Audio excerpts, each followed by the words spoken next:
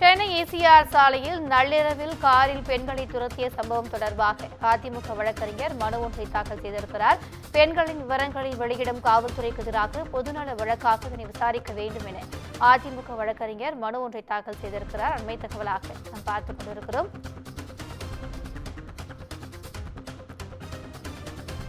இதுகுறித்தான கூடுதல் விவரங்களை எமது தலைமை செய்தியாளர் சிவா வழங்க கேட்கலாம். வணக்கம் சிவா, இந்த மனு குறித்தான கூடுதல் விவரங்கள்.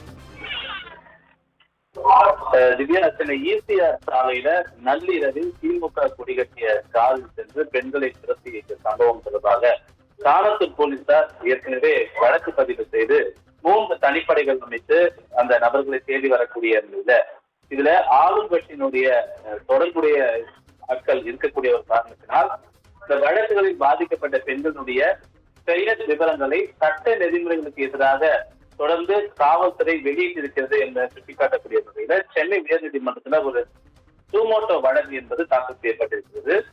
அதிமுக சார்பாக இந்த வழக்கு சென்னை உயர்நீதிமன்றத்தில் தாக்கல் செய்யப்பட்டிருக்கிறது. அதிமுக வழக்கறிஞர் ரேணுகா தேவி என்பவர் உயர்நீதிமன்றத்துல ஒரு முறையீட்டை முன்வைத்திருக்கிறார். இந்த விவகாரத்துல ஆளும் கட்சியினர் சம்பந்தப்பட்டிருப்பதால் அந்த பாதிக்கப்பட்டிருக்கக்கூடிய பெண்களுடைய விவரங்களை நெறிமுறைகளை மீறி காவல்துறை வெளியிட்டிருக்கிறது என்ற ஒரு குற்றச்சாட்டை அவர் முன்வைத்திருக்கிறார். எனவே இது தொடர்பாக உயர்நீதிமன்றம் தாமாக முன்வந்து இந்த வழக்கை விசாரணைக்கு எடுக்க வேண்டும் என்று அவர் தன்னுடைய மனுவில் குறிப்பிட்டிருக்கின்றார். திவ்யா, கூடுதல் விவரங்களுக்கு நன்றி சிவா.